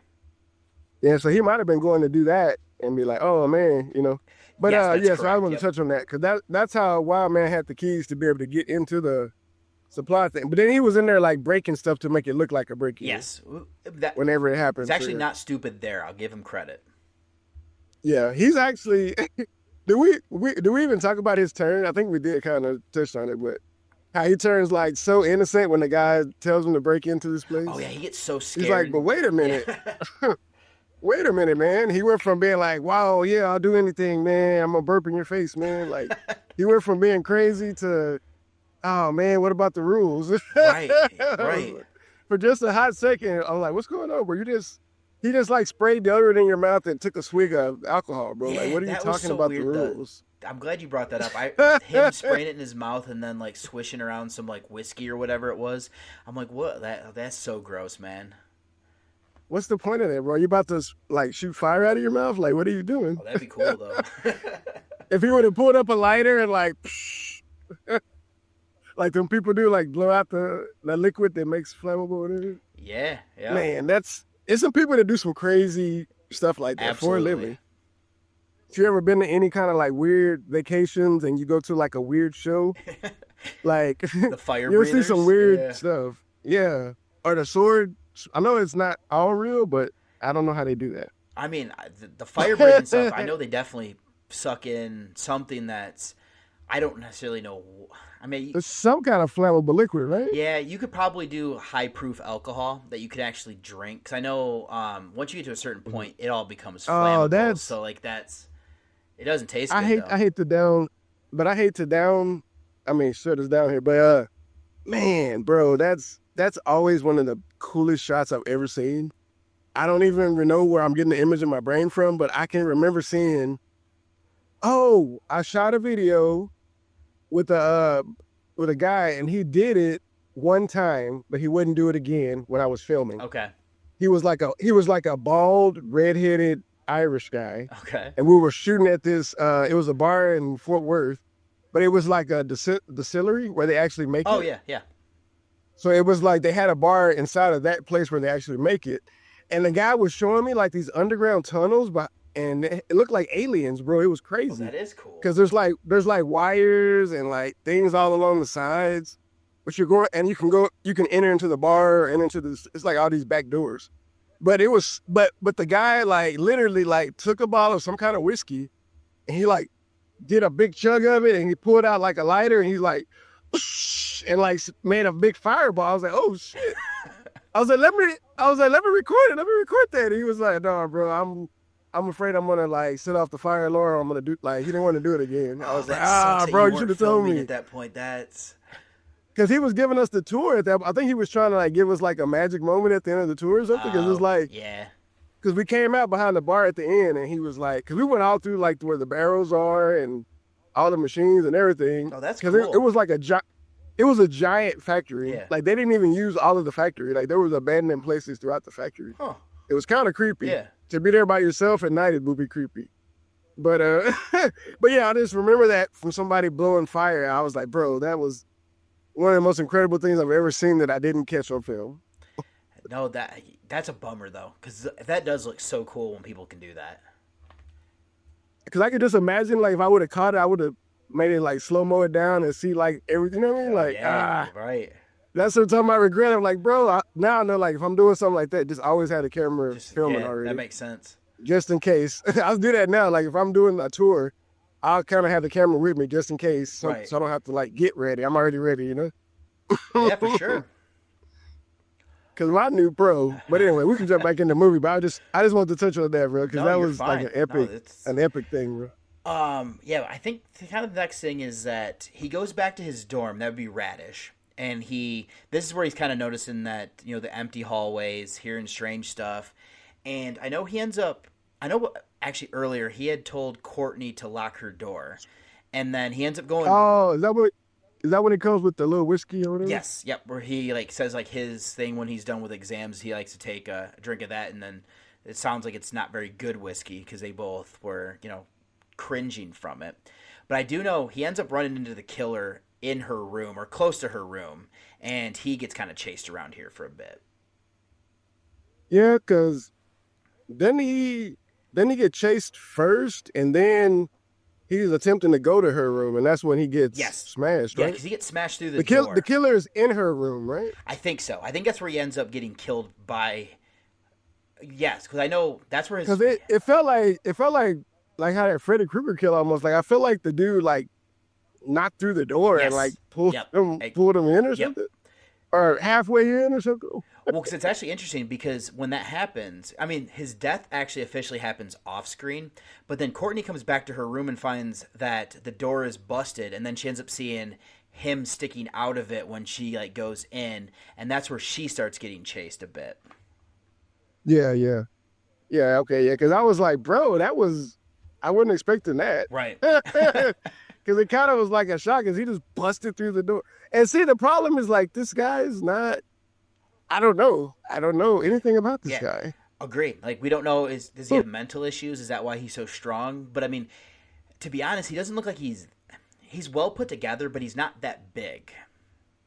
Yeah, he's just like a kind of bulky guy. Right. But he doesn't look particularly muscular. He just looks like a stout guy. Right. I don't know how else to say it. Like, if you think about just a guy, because I know we all know people like that aren't muscular, but they're really. You can see if they worked out, they probably could get muscular fast because they're already kind of built that way. Those people are always kind of built. Those people are always kind of scary because, like, if you cross them, that they're strong as hell. So if you get hit, you're gonna be like, man, that's gonna hurt. Yeah, you can see the natural strength in them. You're like, oh, I don't know. Right. Yeah, I might want to be careful what I say to this person. But yeah, like this guy, but like, because even like, am I tripping or does he do the Michael Myers climb down where like he holds onto something and slowly comes to the ground? Was I tripping? No, I believe they do something along those lines. I think you're right. I feel like there was a part because earlier in the movie, I think it's the pledge guy. We see him climb over the door. Yes. To get into this room. Yes, he does. Yep, that's when he's still in the test. Yeah. But I feel like while he's chasing Courtney, he's up there and he slowly descends like with one arm and like slowly yes comes down like Michael Myers. I'm like, bro, I know you saw Halloween. I get it. Like with all these, you want to do your take on it. Like all the killer shots of him like hanging out and stalking, and they're doing a lot of Michael Myers, but we know what this guy looks like. Right. That's the problem. To me, that's the biggest problem because he just looks like somebody's uncle or something. He does. Yeah. Like he doesn't look menacing really, even though he's doing dark stuff and killing people. I'm really never scared of this guy, honestly. Yeah, he's that kind of creepy guy who you kind of see hanging out in the back. Like you're not really scared of him, but you're also like, I don't really want to be left alone with this guy either. I feel like he's the like war vet uncle or something that people don't really hold a conversation with. Yeah, you kind of let him just drink beer and sit in the corner or something. Like I don't know. He's telling stories, but everybody's just walking away or something. Like I don't know. Yep. But no, I just think that was a really odd choice. Like just the fact that you don't make him a secret, but then also you don't give him a backstory is a really weird choice. I mean. Yes and no. Because, I mean, Michael Myers is scarier when you don't know why he's doing the things that he is. And, I mean, like, same thing with, like... But you know who he is, though.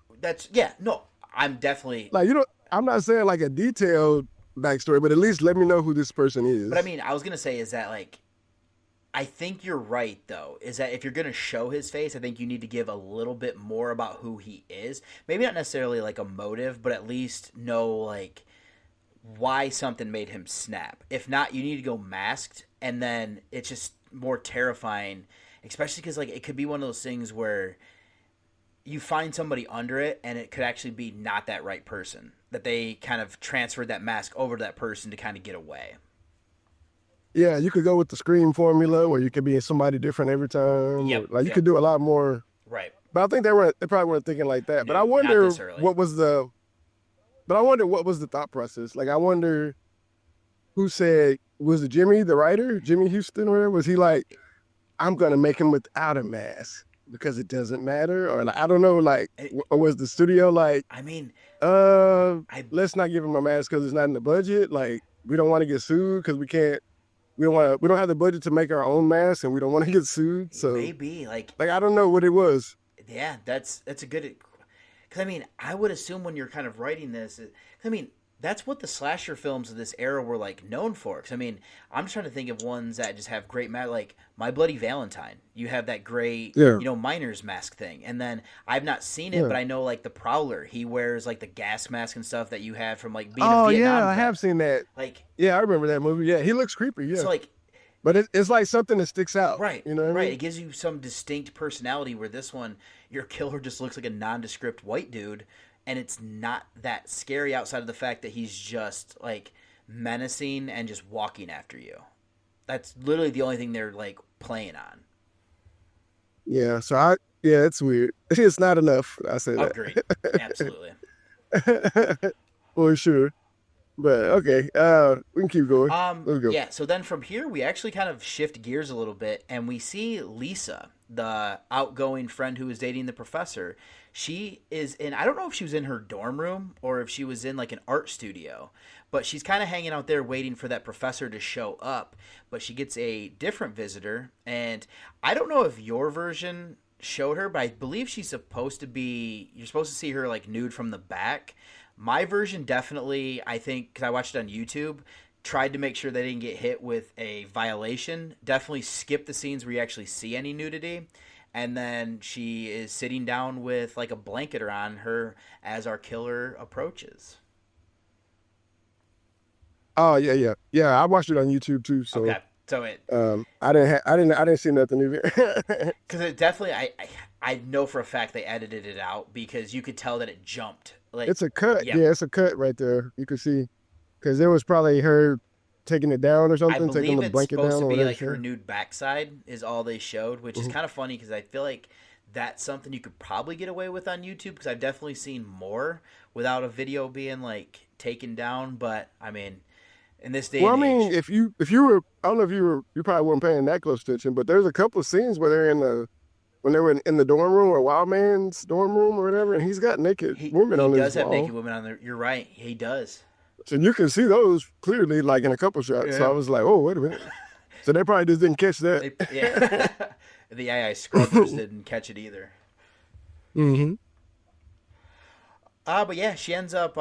Most of her death again is off screen. We do see that she gets like stabbed, like maybe once or twice before it cuts away. So at least we knew that much. Yeah, they tried to make this one more artistic because they do we show the knife going down, then we show the blood splatter against a wall or something. Yep.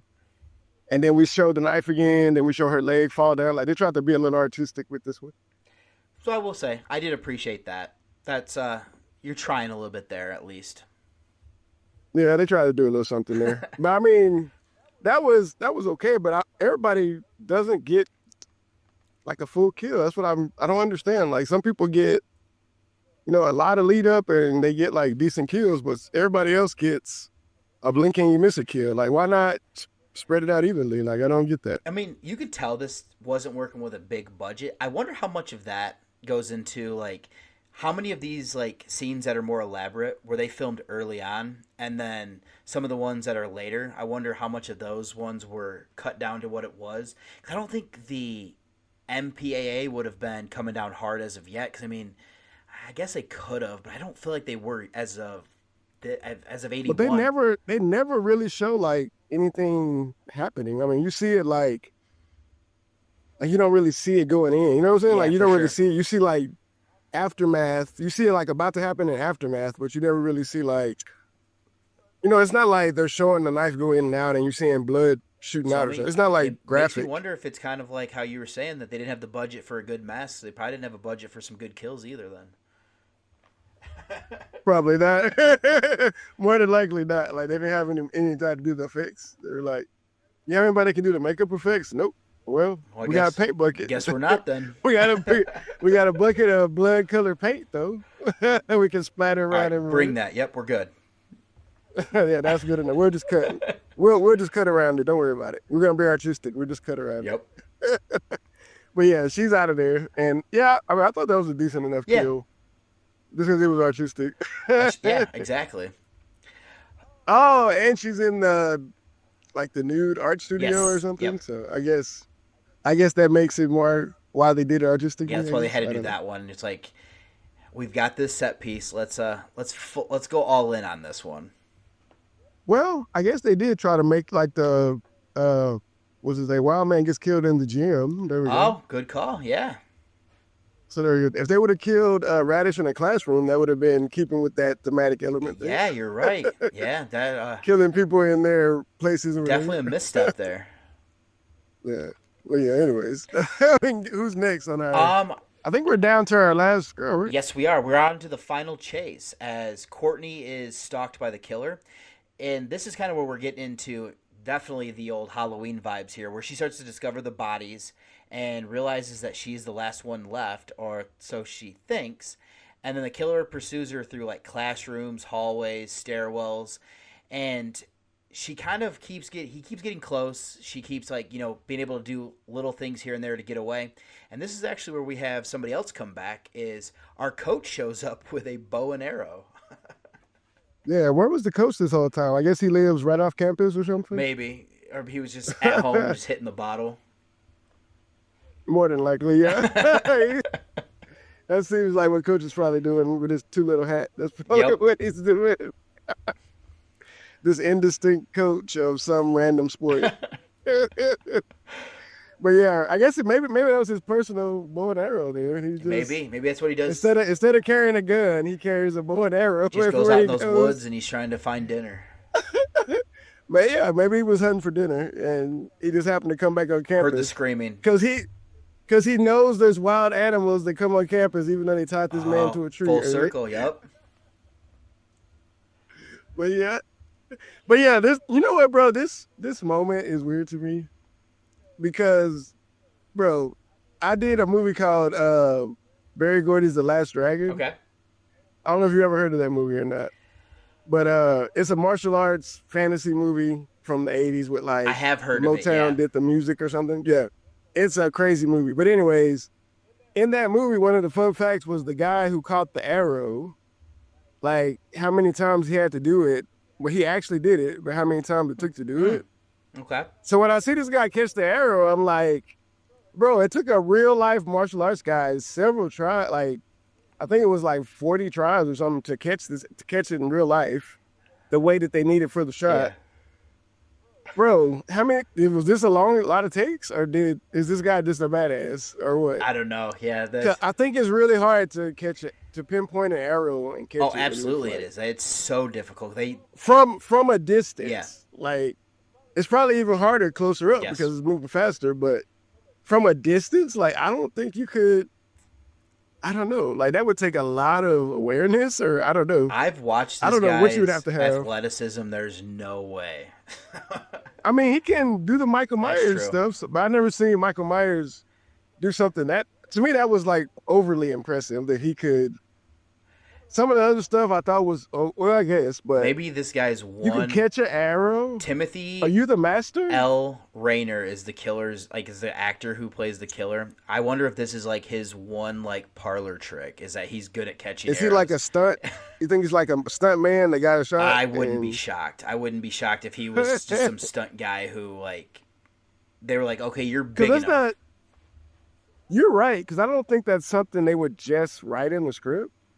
He must have been on set, fucking around with the coach, drinking beer or something. And he said, check this out, shoot an arrow. And I'm like, catch it. Somebody saw it.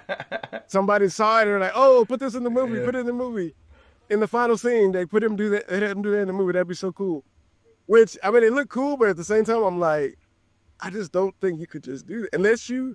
But we don't know anything about it. Maybe you are supernatural. Maybe you are out of your mind. Yeah. I don't know. I don't know what's giving you this tap into these special abilities. This is what I'm saying. I would like to know.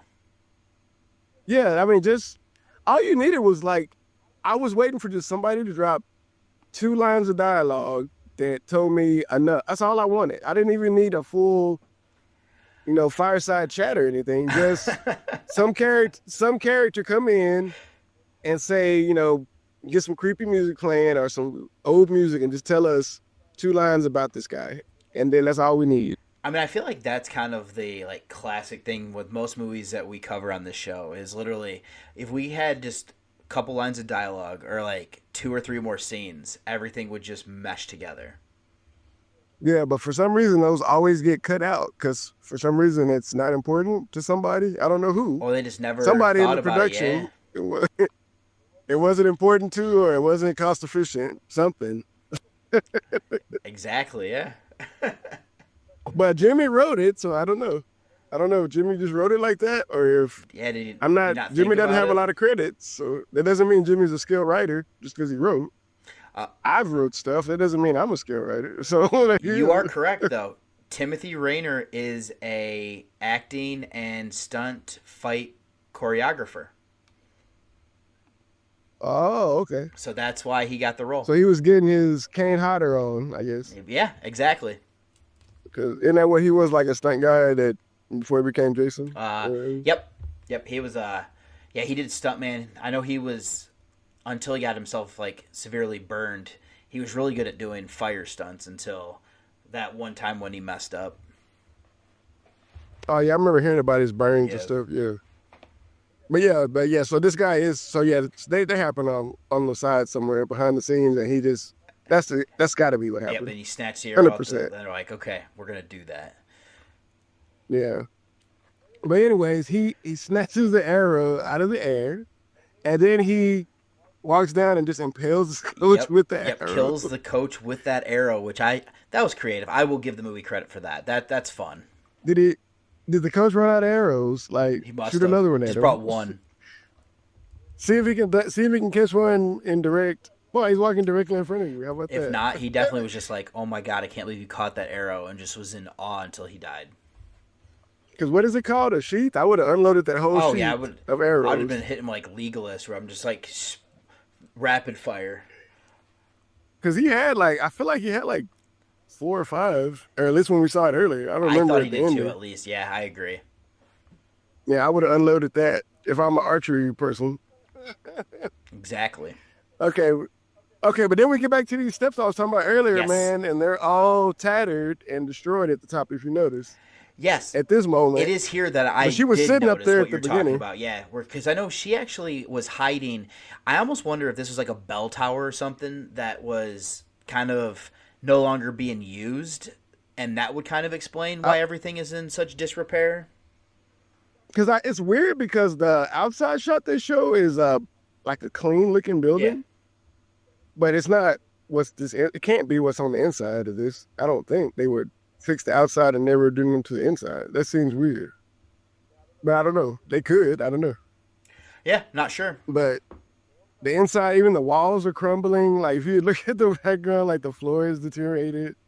I'm like, bro, what is this dilapidated? You said it's a bell tower, maybe? I don't know. But yeah, like she's fighting him up here at the top of this tower, and it's like she tries to hit him with something, and he like steps in like a hole or something and gets off balance, right? Yes, and then because doesn't she like just plow through him and then knocks him through the railing? Because he gets off balance for a second because his foot goes through the floor. Yep. So then she hits him with like a piece of wood or something, and then like he's hanging on barely to something, and that's when she like just pushes him down, or knocks him off or something. Yes, because she kind of like almost not spears him, but like reverse spears him. That's him. kind of what I thought too. Guess. Yeah, just definitely like just body checks him off of like through that railing. Yeah, and then he just fall. We see the knife fall first, and then he falls. That was a good touch too. But I like this part where she comes down though. I like how she double tapped him here when she comes down, because then he like flinch or something. Yeah, she definitely does not want him to come back in any way, shape, or form. Because just like us watching the movie, her in the movie, she has no idea, is this guy supernatural? Is he a psychopath that can withstand pain and not feel like, I don't know. So you know what? Let me grab this knife and let me give him about 50 stabs real quick. Exactly. So you got to double tap. Zombieland taught us that. You always have to double tap. She quadruple tap times 100. Whatever you have to do. Yep. So yeah, I like how she does this, and then she just like walk out on the steps for the freeze frame ending here. Yep. And then that's the end of the movie there. That's it. Yep. All right, bro. You got any final thoughts on the movie before we get to our reviews? I don't think so. I think we kind of ran through everything that I'd like to say about it, just because there's definitely some good parts to it, but it is definitely lacking things that I can see why this has fallen into obscurity. Yeah, it's lacking a little bit of, I would say, story structure a little bit to give us, and it's sad because a lot of movies like this, like you talked about earlier, it's really just 1, 2 scenes or a couple lines. It really is just that, and that could really change the whole like the way your movie's received, which is weird because I guess in the moment people make decisions, but sometimes I guess when you see movies that make it, a lot of times you hear the same thing in the opposite. Where like, oh, I thought I wasn't gonna use this scene, but then they use it and it was a great scene. You know what I mean? Like, so it happens in the opposite too. So I guess people make decisions all the time and you just never know. The end result is if it was a good choice or not. Right. If people liked it or not, we'll know if it was a good choice or not. That's fair. Yeah. But if you think about it like that, it's kind of crazy, I guess, that how many movies that certain scenes, I've heard that in so many interviews where, you know, they said how a scene didn't work out right or something was wrong with it and they didn't want to use it, but it ended up being like something iconic or something. You know? No, that, I feel like that happens more than like it probably should, but yeah, it is interesting how even the littlest thing can just make the biggest difference to help bridge things. Yeah, but that's the kind of movies we talk about sometimes. I think a lot of the movies are right in that wheelhouse. So this movie was perfect in that regard. Yes, it is, yeah. All right, bro. I guess we can jump into our reviews here.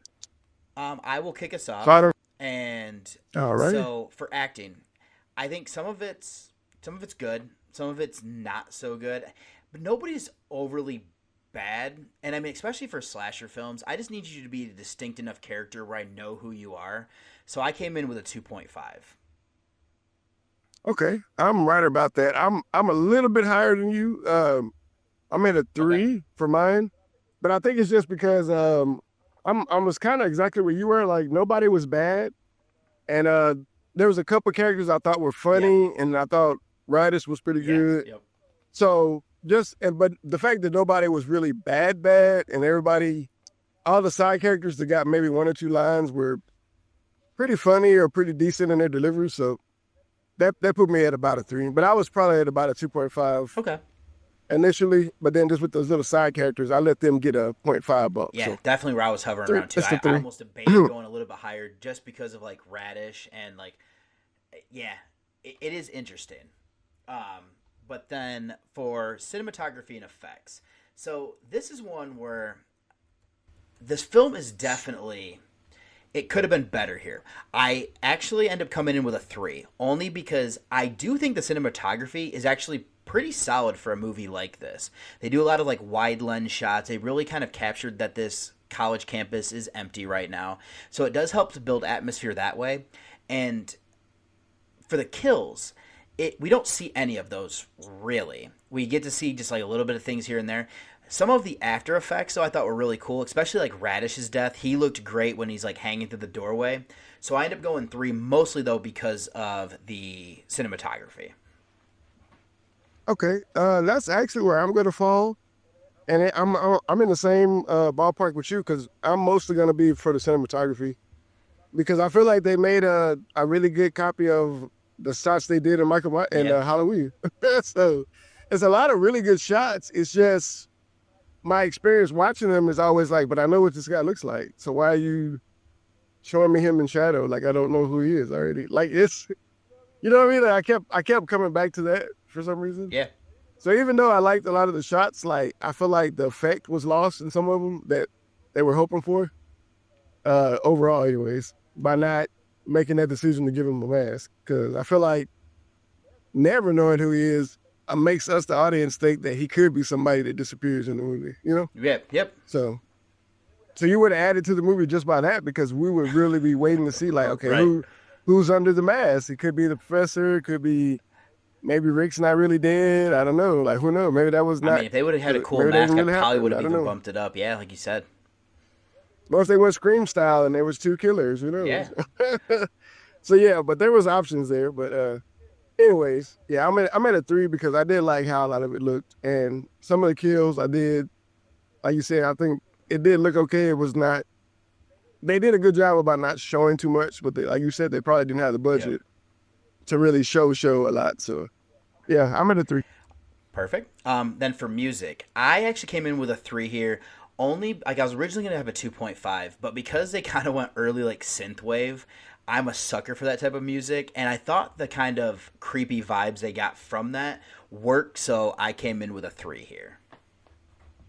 Okay, I'm gonna be a little bit under that. I was at a 2.5 for this. I thought it fit the movie. It was nothing really crazy. It just fit the tone.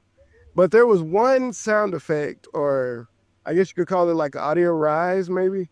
But they would use it all the time, and it's the same sound as like Instagram reel that people use, and it kept taking me out of it because it's like a harmonious, heavenly chime sound. Mm-hmm. And they play it a few times in the movie. Like one time when the pledge guys walk in before all the guys like grab him and take him to the tree. He's like walking in a dark hallway and it plays this ching ching, like a nice, I can't even recreate it, but it's like a heavenly sound. And then it goes back to the creepy, and I'm like, that, if I could, I might have to find that for the podcast edit, the actual clip of that. Just to, because it sounds exactly like the clip, and it's always somebody like doing like a flashback to an older time or something. It's a weird clip, but anyways, they kept taking me out of it. So, but I'm gonna be at a 2.5 because I feel like it was just enough, but not like nothing stuck out. It wasn't a theme that I'll come back to. Yeah, fair enough. And then for me, story plot, this is one where I kind of went back and forth with it. I ended up coming in with a 2. I think there's some good stuff here. A slasher film, you don't need a lot of crazy stuff to make it work, but we just don't get enough. And I end up kind of going here mostly for like the backstory of like Radish. And I think some of the characters get some interesting backstory, but just how underdeveloped the killer was really kind of just made this like nosedive for me. So what was your final number on 2. that one? Oh, okay. Oh, we're on the same page then. I'm on the 2 also. And it's really heavily about the killer not having any kind of, I mean, like I said, just give me 2 lines. Like, I don't feel like he needs a full story, just something. And then with that, once you give him whatever his something is, you can branch that off into why he's doing whatever to the people that get selected, maybe, or it would add to other people's stories, maybe, possibly, by doing that. So that's all I would need, but they just decided not to. Right. So it makes it feel really like random and default, which the stuff that he does feels like it's too much if it's random and default. Like maybe the car kill at the very beginning, yeah, that feels random and default could happen. Like some of the kills, but like to hang out over the whole day and night, and like, that feels not random enough for a killer that isn't anybody. You know what I mean? For sure. So yeah, so I'm at a 2 on that specifically for that reason. And then for experience, I didn't hate my time with this. I will kind of preface starting by saying that I was intrigued to kind of figure things out. My biggest issue kind of goes back to the fact that my brain, so this is kind of on me. My brain kind of went to how I feel about most slasher films, where I start to be like, okay, so who's actually going to be the killer here? Who's going to be this? So we don't necessarily get that. So I still enjoyed some of the things that we did, but again, because the story is underdeveloped, that kind of hurt it more than anything for me. So I came in with a 2 for my experience. Okay, we're about on the same page there too. I ended up being at about a 2.5. Okay. Just a little slight higher than you. Just because a couple of the moments were kind of crazy and I didn't really expect it. So I give them that little extra 0.5 for that. Everything else though, it wasn't like I think the guy jumping out of the tree, I didn't expect that, or the old drop bear coming through the door, I didn't expect that either. And so there was a couple of moments like that where I was like, okay, that's kind of cool. And I really didn't expect it to be so much Michael Myers happening. I didn't really expect that. I mean, to the point where there's a shot in this movie where, you know, I think it's Courtney is sitting at a desk, very Jamie Lee Curtis-like, looking out the window, and the guy is standing there in the bushes just or something. Up, I'm like, okay. Yeah, just a shadowy figure. So, yeah, for me, 2.5, and the 0.5 was just for the try of copying a movie that was probably better. So, yeah, 2.5 for me on that. Yeah, that's, I can see that. And then for my rating, on my scale, I came in with a 5. So, I mean, if I'm going and, expanding that out, I'd probably be at like a 48 to a 50% just because of the things that it does really well. I like that. The things that it kind of hurts just a little bit more. So I kind of came in that like kind of dead set middle area there just because they kind of even each other out with how everything kind of plays out for me. Yeah, I'm right there with you. If I were to put a number like that, I'd be at a 5 as well. Percentage-wise, I'm probably at about a 52% on this. Yeah. So I'm right at a 5 with you. It's I won't even 100% say it's worth a watch. Only if you're looking for some more obscure titles, it's worth a watch. But if you're looking for something like you're not a heavy-duty horror watcher and you're just looking for something fun, I don't know if I would recommend this specifically. But if you're looking for, something a little bit more obscure and deep divey, I would say this is probably right up your alley for something to check out. Absolutely. Yeah, this is one I would say that if you've watched all of like the slasher franchises, if you've watched all the like heavy hitter or like slasher films, and you're trying to do like that next level or like underneath it, this is where I think you would, for those type of people, check this out. Yeah, because I know there's a lot of people like that are really into looking for those kind of things. So on somebody like that, I would definitely recommend you put this on that list. But for anybody that's just kind of a random consumer of horror, this probably wouldn't be something that they want to check out. I would say, because they would be looking for some star power or some notoriety or something more than what this movie had to offer at that time. Exactly. Yeah. So yeah. Obviously, for me, I had an okay time with it, like I said, but I don't know if I'll be coming back to it anytime soon. Yeah, unless somebody else wanted to kind of like do kind of what we did here, I don't know if I would come back to it either, just 'cause I don't know if there's anything that I'm going to kind of pull out of it. Yeah, I'm sure there's a kill count or something for it to see the kills again if I wanted to. So right.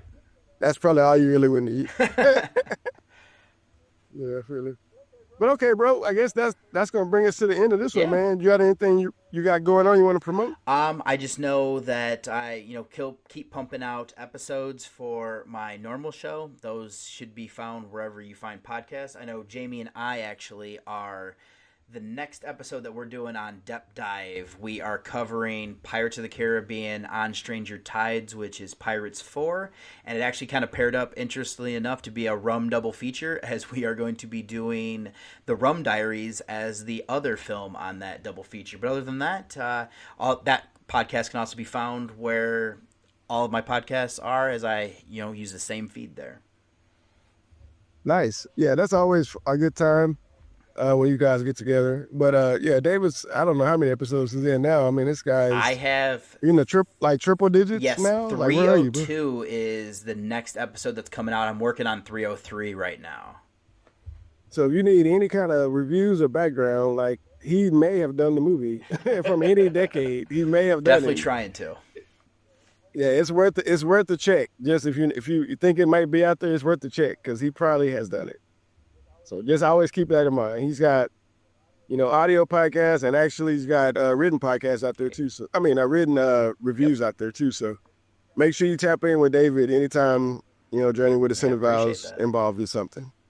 Yeah, myself, I have, again, the movies are out, so please check me out on Tubi and Amazon Prime. For Bottle Lust is one of the movies that's out now. The other one is in talks with distribution, so it takes a long time. It's a really long process. I couldn't imagine, so I'm not shocked to hear that. To give you an example, we submitted everything in February, and it was released in July. Oh, jeez. So that's how long it takes. And, the first step is the distribution has to accept it, and then once they accept it, then they, I guess, shop it or whatever. So it's a long wait for each step. So we're in the first steps of the next movie. So I don't imagine that'll be available for public viewing until probably Christmas time, if not the first of the year. Okay. So keep in mind that'll be out there. I still have another movie we're going to start. Nice. I'm working on my own Halloween special, like I usually do, a short film for Halloween. I'm working on that now, so stay tuned. That may or may not. No, I'm gonna stay positive. That will happen. I like it. Yeah, because I've made them pretty consistently the last 2 or 3 years, I think. So. All right. Yeah, I want to keep that tradition alive because that's a fun time for me. So very cool. Keep Dark Mariachi Studios on all social medias. We'll have different things going on. Music videos, I still do. So I have some of that stuff out as well. Nice. So just keep that all in mind. I may have a big surprise coming. I don't want to say it on here because I don't want to ruin it yet. I don't blame you. Yeah. It's something that I'm working on and I'm compiling in secret. So David kind of knows a little bit about it already, but David may be a part of that later. You might hear something with him connected to that later. So we'll get back on that. Until then, my lips are sealed as well. Yeah, by the next episode, hopefully everything already be revealed. So we'll find out. Tune in this time on the next Side Quest channel or whatever. Yeah. I'm trying to think how that Batman one goes. I couldn't think about it. Tune in next time. Same Bat Network, same Bat channel. Or whatever. Yeah, that's right. But all right, man. I guess that's gonna be a wrap, all man. Right. Go ahead and say we can go ahead and close it out. Yes, we can. From my side over here, I am David Garrett Jr. from Journey with a Cinephile, a horror movie podcast, and I am signing off. And it's your main man, Jake, from Dark Mariachi Studios. And don't forget, be one of us. Come on a journey with a Cinephile. Good evening, ladies and gentlemen. We are tonight's entertainment. Side Quest. I think cinephiles are on this other end of the spectrum. But I think a cinephile is more of a student of cinema. A movie lover is going to be less discriminating. Side Quest. Drink some of this, Michael. Be one of us. Sometimes that is better. Every single Foxy, you've seen one too many movies. No. Don't you blame the movie! Side Quest. I said, I'm not gonna hurt you. I'm just gonna bash your brains. Okay. Show me. Side Quest. The podcast.